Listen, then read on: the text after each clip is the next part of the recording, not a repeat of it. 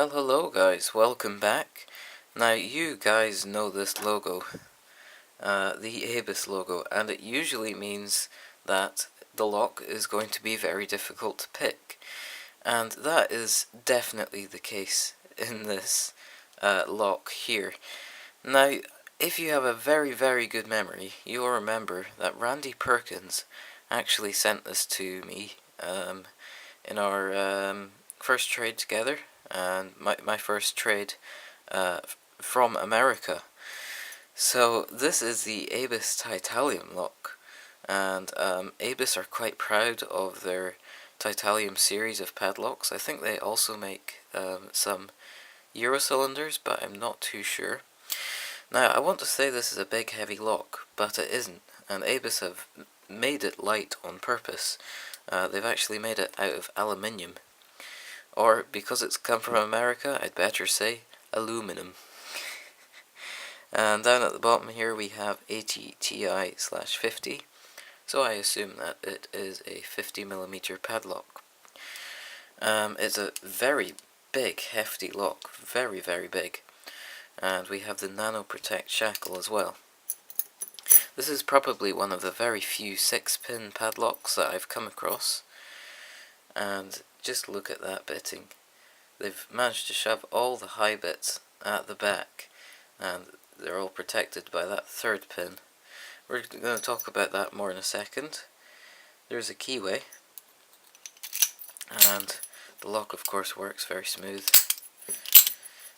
as you can see. So I don't think there are any corrosive materials in here, any materials that could seize up, and I think that's why ABUS are proud of this lock. So especially marine grade, or weather resistant, I should say. Now, Randy did say that he wanted to see me picking this on camera, and he's probably forgotten all about this lock. But Randy, if you're still watching my videos, here it is. I'll probably send you a link to the video. But the reason I was not able to pick this, and the reason this has been in my naughty bucket for so long, is because I just didn't have the right pick.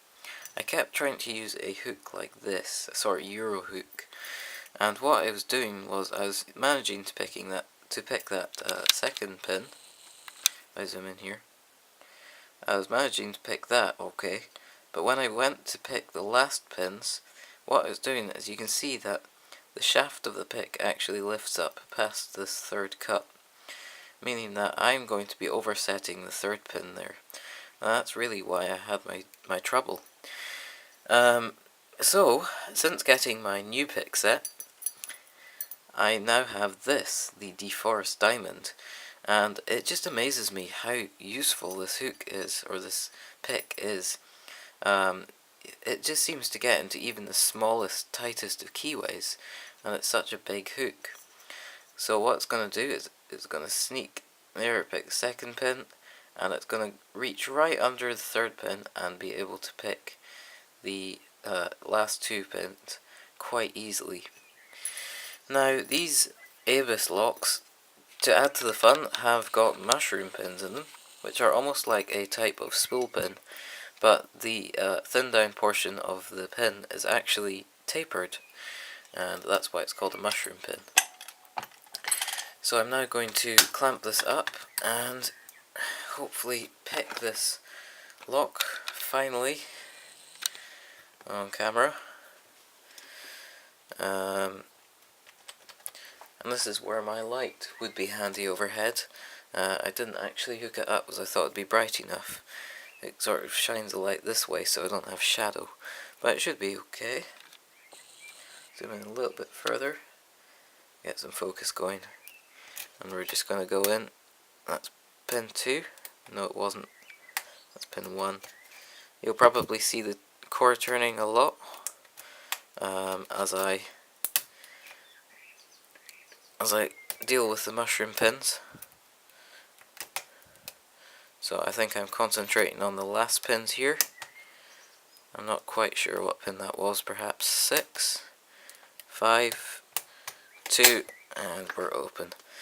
So yeah, you can tell that that's had quite a few years of practice, It was only last night that I managed to get into this lock. I've gotten to it once before that, but I think I've only picked this a couple of times. So it's one big beast of a lock, and I trust ABUS to put such crazy bitting on their keys like that. But I definitely say that I like this padlock. It's a really nice, sturdy feeling padlock.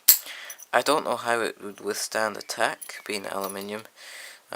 So if you've tried beating one of these, then I'd be interested to know how it would stand up to it. But overall, very nice padlock from ABUS. You can always expect ABUS to come out with something crazy, and they certainly have. So I want to say a big thank you to Randy Perkins for sending this to me. I know it's been a long time since we did the trade, but I finally managed to pick it, and I promised you that I would pick it on camera, so here it is. Randy Perkins does have his own YouTube channel now, which he didn't have when we did the trade, so I'll leave a link in the description to that channel. So thank you very much, Randy, for sending this to me. It's been great fun, and thank you very much for watching this video, everybody else. Okay, we'll see you in my next video.